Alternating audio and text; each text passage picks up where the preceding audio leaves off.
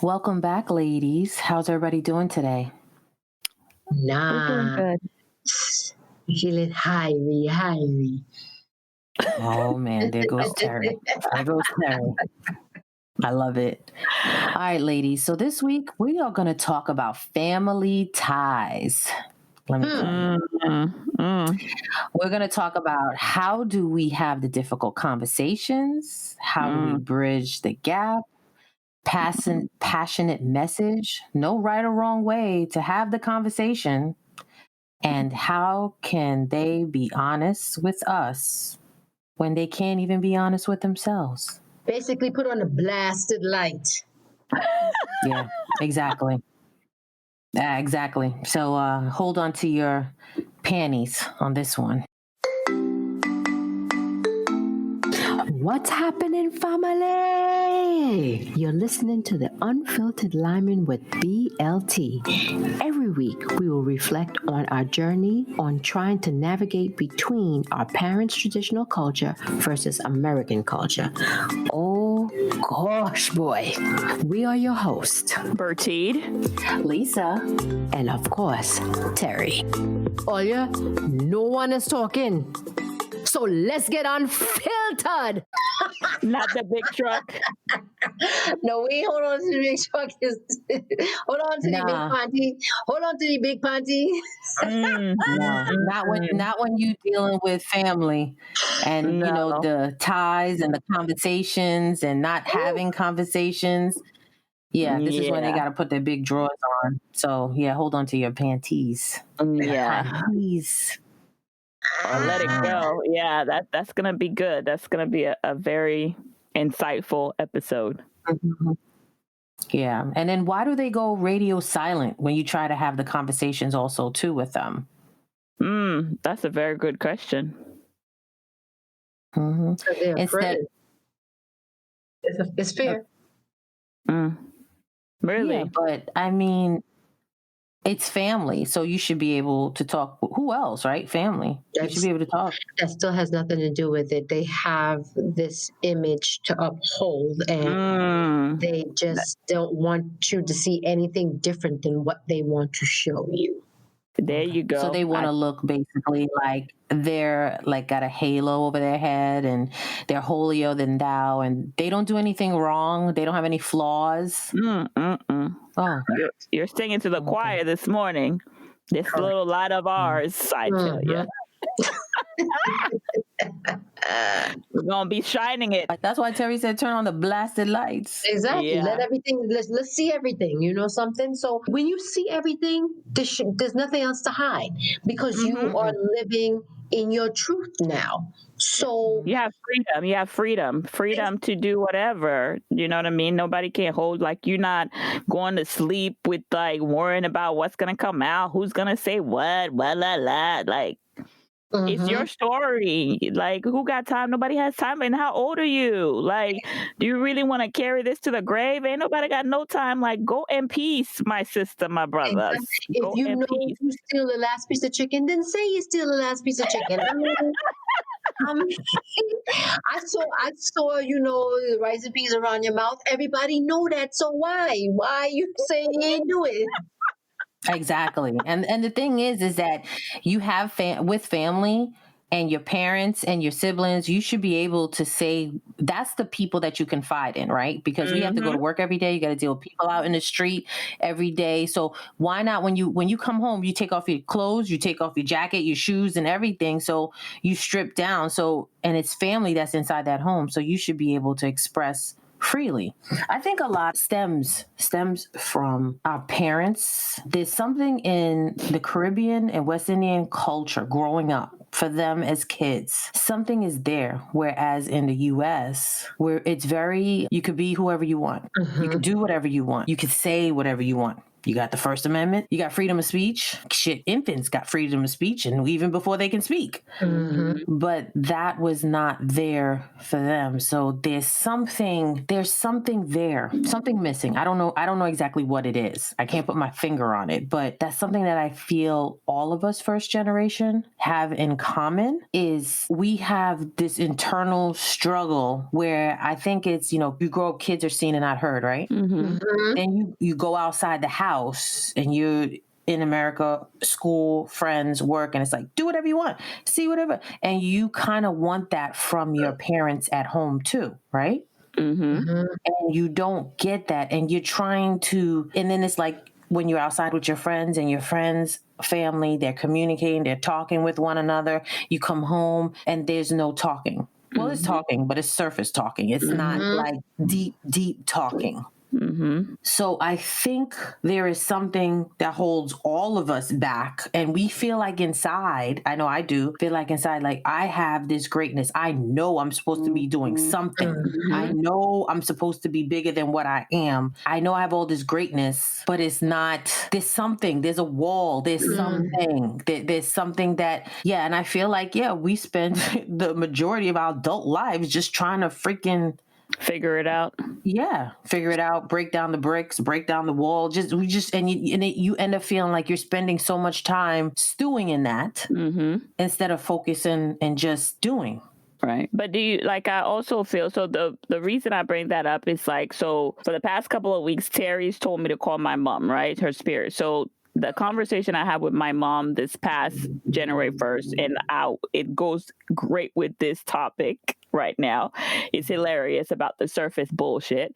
Sorry for my cussing, but I call her up and I'm like, okay, what's happening? Like, I know when, somebody tells you to call your mom or normally serious. So I was like, okay, is she all right? So I call her and our conversation is very surface. So she goes, have you talked to this one cousin of yours? And I go on and off. Why? What's going on? So this cousin of ours, she's herself. She doesn't care what people think about her. So she has tattoos, right? And she just added this sleeve of tattoo on her arm. And my mom doesn't have Facebook. So the only people that are showing her this are like the cousins in Haiti. So she goes into this whole lecture about, oh, I feel some type of way. This is not the type of family that we are. She's over here on Facebook with a bunch of tattoos. You see how I raised you guys and people had respect for you guys. This is not the type of family that we have. She's over here with like a skimpy shirt on Facebook. That's not and the thing is, like, not trying to be funny, and like the relationship with me and my mom is to the point where now, because I know who she is, there are certain things I just listen to her because I pick and choose my battles, right? So when she's talking about certain conversation, because for me, I've done the work on myself, right? So when you do the work on yourself, there's certain conversation because the person hasn't done their work. You don't go because they're not there. So I don't go there with her. So she's talking, she's saying this, then I hang up the phone. And I'm like, Lord, I'm still waiting, Terry, for what the spiritual meaning of me talking to her this much. I'm like, okay, Lord, what did I get out of this shenanigans right there, right? So I'm open and I was like, the thing is, my mom raised us because she had a lot of anger and a lot of things within herself, and she's still dealing with my dad that passed away when I was 15, that she still wants to bring up. The abuse, like when because she didn't deal with her stuff, so she was hitting me a lot, and not disciplining hitting me, like abusive hitting me, anger hitting me. She used to come home and a family member used to gossip at work and used to be like, oh, your daughters, I saw them down the street, they were doing this, and she would come home like in a rage, like, oh, I heard that you guys were out in the street and just hitting me, like, right? And I'm thinking to myself, and I'm going to cry, but I'm thinking to myself, like, you sitting here judging somebody and now you feel all respectful and talking about, oh, people are showing us respect when we're young. But I'm thinking to myself, like, then why did you used to come home and hit me all the time? Because that don't make sense to me. If you felt like we were so respected as growing up, but you used to come home, people used to tell you bullshit, and you used to come home and like put your hands on me to the point where you had your hand on my throat about to kill me because of some bullshit people telling you. Now you're looking at their kids now, and I'm trying to be like, but when I was in your house, I was telling you this bullshit was bullshit. I was telling you, like, why are you listening to people? You got daughters, they go to school, they make straight A's. You ain't checking my homework. I don't got guys at your house. I'm not doing drugs. I'm not going to parties. I'm not doing, but you now all of a sudden, you see the results and now you feel, you understand what I'm saying? And I'm the same daughter when I got married to my ex-husband. You disowned me to family members. You disowned me. You understand what I'm saying? So for me, there's just certain things like, it still bothers me at times because there's anger sometimes with her because of the fact that I'm just like, you're so disconnected and emotionally unavailable to really talk about your feelings. But it's because I know her mom was also mean. There's a lot of cousins that knew my grandmother, and she said that she was mean. She had certain favorites, but she was like a tough cookie. So that's why I have to like separate the two and be like, you know what? I don't totally get it. And one of my friends was like, do you ever think that your mom will share how she was raised? And I told them she will share how prideful she was raised. She will never share the emotional aspect of how she was raised. Does that make sense? Well, let me say this. That makes sense. That one thing that I want you to understand, though, and somebody told me that, matter of fact, Nico told me this, and I'll never forget this. Hurt people hurt people. Mm-hmm. Yes. And remember, I said that too. Yep. Yeah, that is very true. Very hurt true. people hurt people. I think, and now you coming out with that, I believe the reason why I kept telling you to call your mother for those reasons is because she does not know how to do it, but you do. And you're going to have to make the first step toward. You're not going to like it. You're not going to want to do it. It's going to pain you.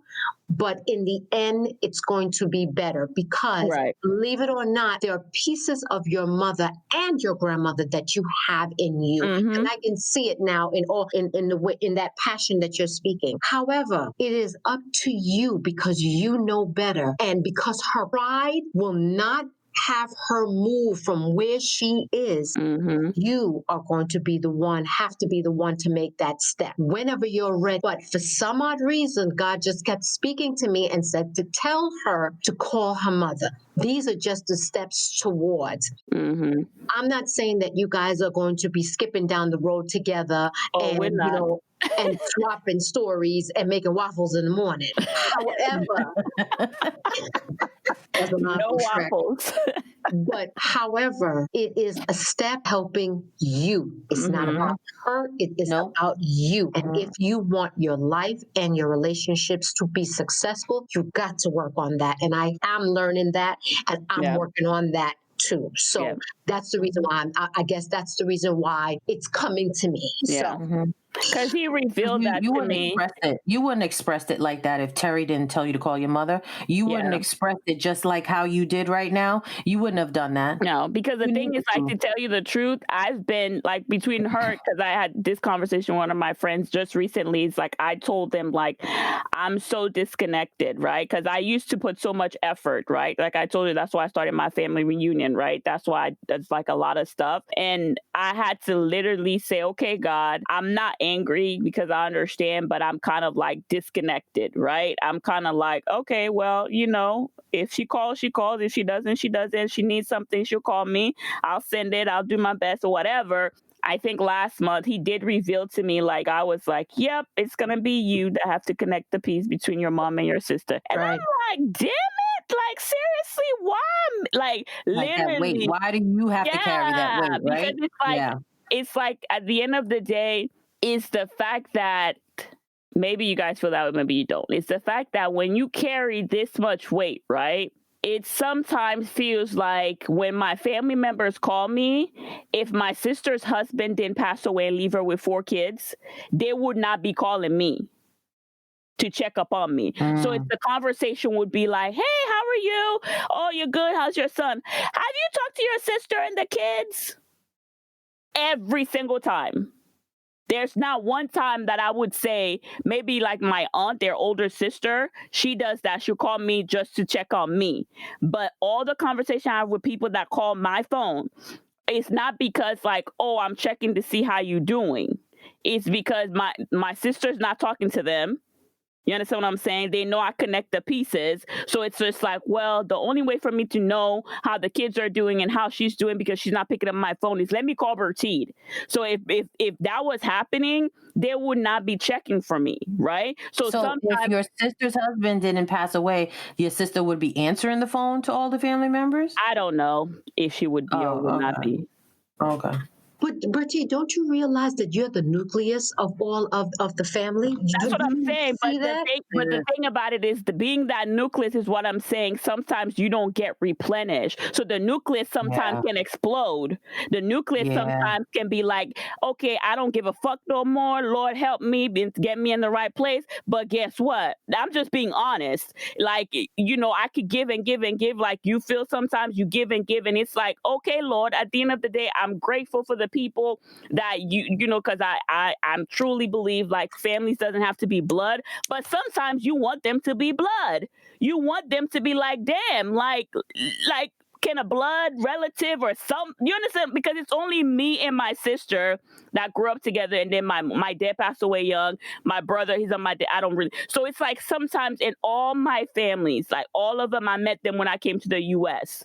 So I didn't know none of them till I came to the U.S. So I don't even have that, oh, I grew up with this cousin. And you understand what I'm saying? Like, I have none of that. So the thing is, I get it, but it's still one of those battles that I'm like struggling with, because at the end of the day, I constantly have to replenish myself. And sometimes it's hard when you sit there and I can meditate and I can be positive and I can do all this stuff. But sometimes I just want to be like, fuck it, I'm done.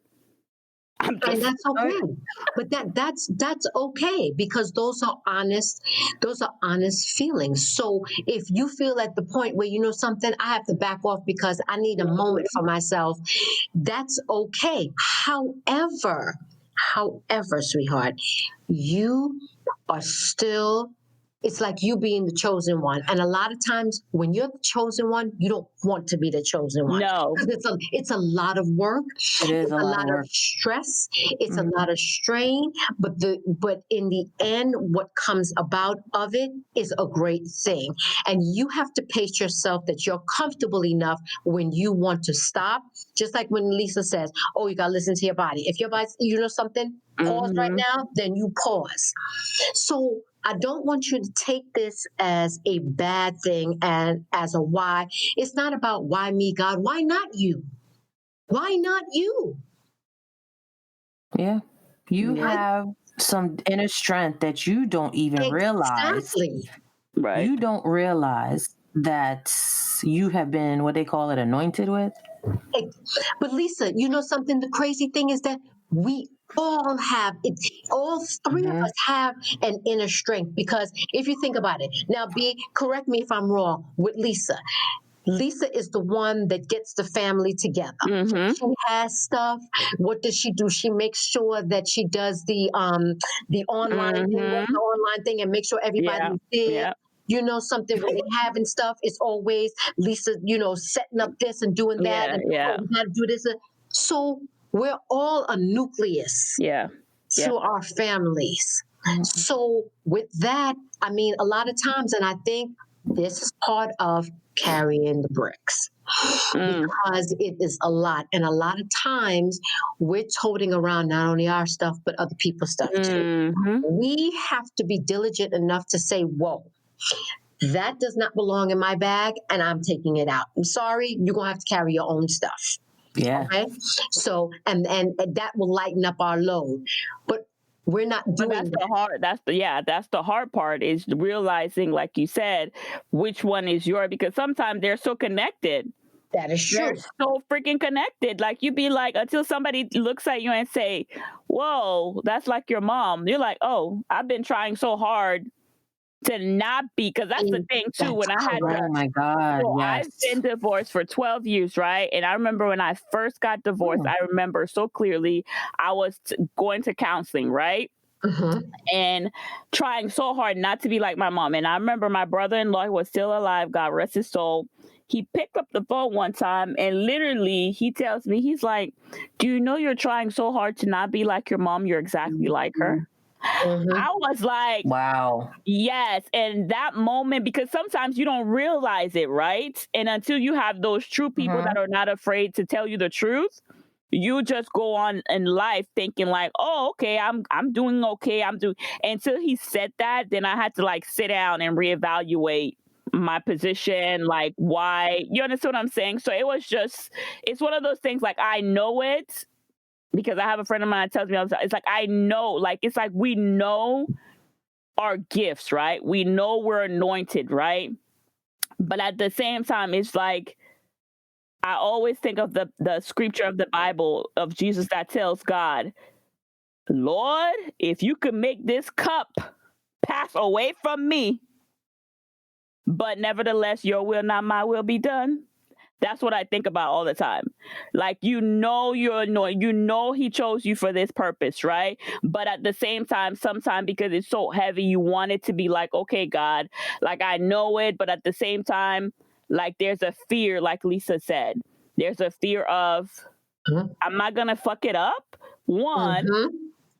because I don't want to fuck it up. You know what I'm saying? Like, who wants to do that? Who wants to be like, but the other thing is like, but what do you have to lose? Because at the end of the day, the other thing too about being anointed, I feel, for me, is the fact that when you go, like the level I am now at with this COVID, is that I've separated myself from certain people.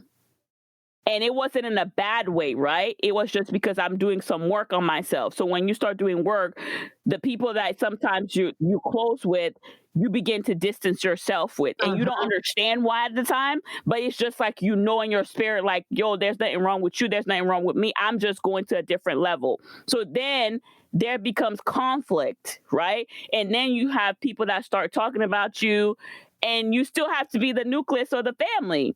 They don't understand your work. They don't understand what you're going through, right? But you still got to be the person to put everybody together. And sometimes it's hard because you just be like, I'm not perfect, people. I'm trying to do my best with what I've got and what I've been thrown. And sometimes I don't know what the heck I'm doing. You know what I'm saying? So, I mean, But none of us know what we're doing. yep. Let's be honest. We don't know. We're trying to just all figure it out. And I think that the people that come into your life for whatever the time frame, whether it is, 1 year, 1 day, eternity, whatever, they are the ones that show you things about yourself to help you figure it out along the way. So we have to relish in that, and we have to appreciate that, because sometimes you're just like, what the hell, this person all the time, always bringing me bad news, or this person all the time always doing something. But you have to reevaluate what you need to get from that and keep it moving, because you don't have to sit in there. That's their stuff. That is what belongs to them. That has nothing to do with you. Take what you need to take from that, and you keep it moving. But the thing about it too, so tell me, Terry, because like you said, there's stuff from your past that you have to deal with, right? So all that is easier sometimes said than doing. Correct. So like for me, it's easier if it's a stranger. It's easier for me to say, oh, I could take this from this stranger. You're not my blood. You understand what I'm saying? And I could keep it moving easier or faster with a stranger. But when it comes to like mothers, you understand what I'm saying? Sisters, I feel like those things sometimes, as much as we can say, okay, I'm going to keep it, you can't, because it's, you understand what I'm saying? Because they're part of who you are. Right. But the key word, if you remember one thing that Jill said, boundaries. If you set the boundaries and you not allow anybody to come and wreck what you have going on, then your life moves on a little smoother. So you know something? I'm not going to allow you to talk reckless. I'm not going to allow you to talk negative. I'm not going to allow you to touch me in a way that is not loving. Those are the boundaries that you're going to set for yourself, because you know why? You know what type of life that you want for yourself, for your child going forward. So with that, anybody coming to you on some bullshit ass level, trying to do something that's trying to disrupt what you got going on, put up your boundaries. Whoa, we're not doing that now. And trust me, their whole attitude will change towards you, because they're not going to continue coming at you with the same bullshit all the time. They're going to be like, you know something? I know I can't come with her with that. so they're gonna go to somebody else. Mm-hmm. But you definitely got to set up the boundary. I had to do that with my mother. You know, there were some times that she started to get on her hind leg. Whoa, whoa. I said, you know what? I just called to see how you were doing, and I'll talk to you later. Keep it Mm-hmm. moving. And now I notice that the conversations are not in that manner in which is unpleasing to me. Mm-hmm. You know, so I noticed that I'm noticing that she wants to talk general because she's trying to connect. Mm-hmm. You know, so I stop and I listen to her, and I'm just trying to kind of see where she's going to try to see if I can Mm-hmm. meet her. But anyway, along that time that I find that is unpleasing, Mm-hmm. I call her out on it, and then I keep it moving. Because one thing that you're not going to do is that you're not going to upset my apple cart. Mm-hmm. Yeah. No. Yeah. So And I feel like you're right. And I feel like that's the reason too, where I feel the same thing like I am with that point with my mom too, is the fact that ever since I was little, that was why we bumped heads so much, is because I would always speak my mind, right? Because I'm not gonna take, even though I'm a child, I'm not trying to be disrespectful, but I always like had this strength, like, yo, like that's not how I want to do things. So for me now, I just feel like, again, like you said, listening to her, and I'm still praying for the Lord to show me, because one thing for me, and like you said, bringing in the age thing, I feel like if she would pass away today, like I don't know how I would feel about that, because I don't know how I would feel, and that's what I think about. That's what keeps me like, okay, Lord, at the end of the day, like, okay, it is what it is, but that's what I think about. Like if my mother would have passed away today, I ask myself that question all the time. How would I feel about that? And to answer you the truth, I'm grateful because she has taught me to be a better person. I'm grateful that I was able to recognize what I did not want to become, in a sense, not in all bad, because she is an entrepreneur. She's a very good business sense. You know, there are certain qualities about her that I'm very happy about, that I inherited. But then I don't know. It's one of those things where I just feel like I feel like she's a stranger. She's my mother, but she's a stranger. I feel the same way. But you know something? In all of us, and one thing that you guys, if you don't already know this, this is going to sit in your mind for a while. We chose our parents. That is true. That I do know. Yeah. We chose for whatever the lesson that we have to learn, we chose our parents. And that is the reason for me. I know that I keep going back in the ring with my mother and my father because there's something that I have to learn from them. So that's why I put up the boundaries, but yet and still I'm very astute in listening to what they have to say, because there's a lot in what they're not saying. That is you know what? It's funny you said about choosing your parents. So I'm gonna tell y'all something, and don't laugh. No. So when Josiah was 2 or 3 years old, right? We're sitting on the couch, and I've been talking to him like he's an adult for way young, right? So we talk about all kind of things, dreams, all this kind of stuff. So he looked at me one time, mind you, he's like 2 or 3 years old. He's like, yeah, when I was in heaven, I chose you and Daddy to be my parents. Wow. I was like, wow. And I didn't react to it because, because I want him to, but he said it like as plain, and I was like, what? And like he said it again. Regular. He was like, regular. I was like, okay. Yeah, I was floating around and I saw you guys and I was like, yep, I want them to be my parents. Wow. That's deep. Yes. Deep. I was like, okay, little boy. Okay. He did. Sure did.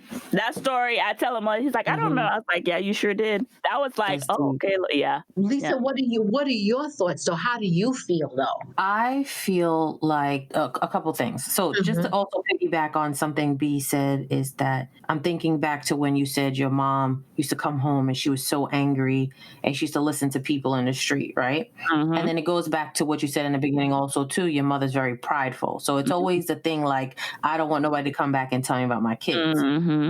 Next thing, fast forward, is you said that you always used to speak your mind, right? The thing is, I think why our parents are so hard on us is because, again, being in the U.S., we get to say our mind. We see other people saying their minds. Now, when they were kids, they were thinking it, but it was so suppressed, right? then Mm-hmm. now you have birthed this child and you thinking that this child is going to do exactly what you did. Mm-hmm. And that's not the case. Mm-hmm. And also, too, they get so angry with us because we're a reflection of them. Mm-hmm. Exactly. You know what I'm saying? And whether or not we heard them say certain things out their mouth, they were thinking it. And because we come from you, we're actually showing you exactly what you're thinking and how you really feel. Yep. And that annoys the shit out of them. You know what I mean? So that's what makes them so angry. You know what I'm saying? And then also too, I think they're probably looking at their child, and Terry, I mean, both of you are parents, so tell me what you think. They're probably looking at their child like, wow, they get to do the things or live the life that I didn't get to live. You know, And I what's feel funny? like there's a certain line of jealousy too, I think that's going on. Yeah, because they didn't have the freedom to express themselves growing up or do the things that we have access to. So there's a level of jealousy. I don't think it's intentional. I mean, you don't want to be jealous of your child, but the reality is, that's just like any little kid growing up today, even though the computers came out when we were younger, but the things that they have access to, like, for example, Google, we didn't have that. We had the goddamn encyclopedias that we had to actually sit and page through, so then it looks like, and dial up. So then it looks like, okay, well, you guys have it easier. What are you complaining about? You know what I mean? So tell me this, Lisa. Would you also say, and maybe Terry can, do you feel like because they see our relationship with our children, that they are intimidated with the relationship? Most definitely. Okay. Because like the definitely. parenting, like the freedom that we are, I know like the freedom that I have with being able to co-parent, right? I did things way different than my mom, right? And the fact that I chose, Oh, so your mom. I'm not choosing to be angry. He's going to know he's other side of the family. Like we ain't doing the back and forth. We're not better. You understand what I'm saying? Like he has a tribe of people that love him. So I don't care what you say. Saying like, do you also feel like that part maybe plays a difference on, I don't know, how they, like you said, the sense of, I don't want to say jealousy, but the sense of, okay, maybe you're a little bit better, wiser. No, right. I didn't have the strength to do that. And how did you find the strength to do that? And then how dare you flaunt that in my face? Yeah. So instead of embracing it, what they're doing is they're basically, they're shaming it or making us feel bad about it. But again, that's not our brick to carry. That's them. So we don't need to take that on. What we need to do is to be able to, for our children right now, is to continue and make the relationship stronger and see what we didn't like and the relationship that was there or the lack of, and to do better. Because what we want to do is to make sure that we bridge that gap, because there's a huge gap right now between our parents and ourselves that we need to be able to bridge so that we could be able to have better relationship and understand them better. But when you don't have that and when they're not providing that for you, it makes it a challenge. So again, we definitely have to do better. And I think that we are doing better as parents, as aunts, as, uncles, everything like that. We're definitely doing better.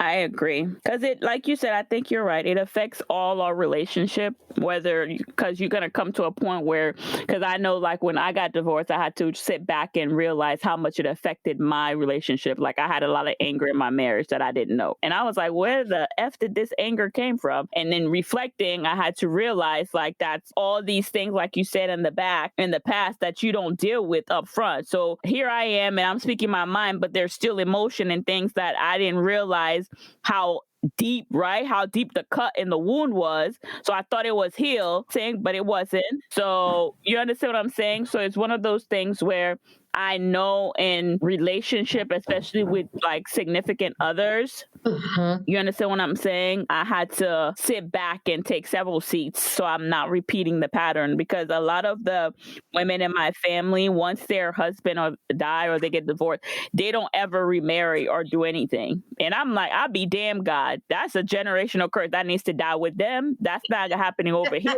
I don't know what you're doing, but it's not happening. We are not continuing that one over here. Well, I know for me, definitely, besides my mother, I know I did not feel the love that I would have liked to feel from my father. Here's the thing, though, that I realized, and it took me so long for it to click. He could only give me what he knows. They only giving us what they're capable of giving us, because that's all they know. Yep. So, and it's the same way with us. We're giving our children what we know, but the difference is that we have so much in-depth conversations with them that we're able to say, okay, well, I was just giving you from 1 to 5, but I see that you need from 5 to 10. So I'm gonna give you some more. Yes. You know, and our children are so, like Lisa said, it's freedom of speech, and they're so open that they're coming and saying, Ma, I need this. This is what I need from you. This is what I see. And we are open enough to be able to say, okay, that's what you need from it. I'm going to give it to you. Like we make because we know what it feels like. Yeah. And then we make the effort, like you said, we make the effort to seek out, like, okay, I don't know this, or I didn't have this, so I'm going to seek it so I can learn and do my work. Because I feel like even though sometimes they say you're a product of your environment, but you could change that. Correct. You understand what I'm saying? And the perfect example is me and my sister. We're totally opposite, right? Like she's still soaking in that. I understand it's hard for her. She's been through a lot of whatever. But the thing is, I could see if I chose that path, basically, of just stewing in that soup. You understand what I'm saying? Of just keeping right there, like drinking the same Kool-Aid. And I'm like, oh no, this Kool-Aid bitter. I don't know what y'all better pat. You understand what I'm saying? Like I'm like one of those like, this needs more sugar. Why y'all keep drinking this bitter ass Kool-Aid for? Like it don't make no sense. Stop. Like, you know, but you can't make people stop drinking what they don't want to stop drinking. You know what that made me think of? You know what that made me think of? And not to make excuses for your sister, but you said she has 4 kids. She's probably not going to get to that point until those kids are grown, because, again, not making excuses, but with the death of her husband and have to take care of 4 kids. And I feel like as a mother, and correct me if I'm wrong, ladies, because I'm not a mother, but you putting yourselves into these kids and you put yourself on the back burner. So she's not going to do the work because she's taking care of 4 kids. That's 4 different personalities plus the death of her husband. She's probably not going to deal with it till later on. But you know then what I mean? But Lisa, also to that too, and she's probably not going to want to deal with it because right now her focus is, like you said, on those kids. So that's not going to be on the forefront, and there's nothing wrong with me and I have to take care of these kids. However, once those kids grow up and they're gone, it's a different story because now you're with yourself to contend with. So she ain't gonna have a choice then. Exactly. So my thing is, yes, I agree with that to some percentage, only because I feel like when you go through certain life journey, like we said, God put certain people in your path to say, look, you don't have to carry this burden alone. I'm sending these people to help you. So my thing is, you have to be able to extend your hand to receive it. Receive it. Yes, you do. So my thing is, even though, like, yes, I feel like she's to the point where, she's not focused on all this stuff, but God has blessed her where God has sent people her way to say, my sister, you don't have to carry this burden by yourself. The thing is, when she's got to be wanting to receive it. Exactly. So that's one. And then secondly, I also feel, and again, I get it because I'm not making excuses. Everybody has to choose their own path. But I also feel like we've talked about you continuing a pattern because you're not working on yourself. You're not dealing with yourself. So you have 4 kids that you want better for, but because you're not dealing with yourself, like if I didn't deal with myself, I will be passing on all this stuff to my son. So now you're going to have 4 kids As much as you could think I'm being strong, and kudos to you. You understand what I'm saying? But my thing is, I think this is my mom. Hold on, speaking of. We done talked her up. Oh, shoot. 20 minutes later. But the thing about it is, the difference is, and maybe tell me if I'm wrong, isn't it easier for strangers to forgive you before family forgive you without holding no grudge? Well, that's because the ties are stronger with your family than with a stranger. You could always disconnect from a stranger and not see them again. But with family, you're always going to interact with them. So you're always going to see, and then there's the age-old adage of you don't want it being thrown up in your face. Again, teeth in the piece of chicken. Oh yeah, last week it was you teeth the piece of chicken. Let me cover down the pot and hide the pot because I know you're gonna teeth the piece of chicken again. Those type of things. But when you don't have to see somebody all the time, you don't have to worry about that. So that's why it's easier. But shouldn't it be easier to forgive family though? We would think so. But we hold on to so much hurt and resentment. The bricks. Mm-hmm. We hold on to some bricks. Yeah, we do. And for whatever the reason is, and instead of just letting it go and just moving on, we hold on to what you did. Okay, I did it. All right, then fine. I'm admitted that I did it. It was wrong. I'm sorry. And some people still go on with it. But see, that's when it doesn't become your issue anymore. It becomes their issue. Because once you've owned up to it and you've apologized for it and you're ready to move on from it, and that person has not, then that is their brick to carry, not yours. Amen, sister. Are y'all picking up these jewels I'm dropping? Oh, yeah, all day. I got it. All day. I got it. All day. I got it. Thank you. All right. So. All right, ladies. This was a great conversation. Sorry, go ahead, Terry. No. You go ahead. But this was a great conversation. Let me hear what you have to say. Yes, let's converse. Let's converse. All right. To our fans and followers out there, please comment, subscribe, and let us know how conversations go with your families. Mm-hmm. Do you have the conversations about issues, turning on the light? And standing firm in your truth. And boundaries. How do you handle the boundaries? Yeah. Definitely. Oh, yes, definitely. That's huge. Boundaries is very, very huge. But yes, please comment below, subscribe. Let us know your thoughts. Let's have the conversation. All right, ladies, we are out. All right, people, the Bacchanal Queens, we are ready to leave. But before we leave, we would like to thank you for joining us this week on Unfiltered Lyman with BLT. Check us out on Instagram, Twitter, and join our Facebook page. As always, subscribe to the show to catch every new episode and leave us a review so we can continue to bring you fresh, exciting content. See you next Thursday, same time, same station. Unfiltered Lyman with BLT is edited and produced by Unfiltered Lyman with BLT.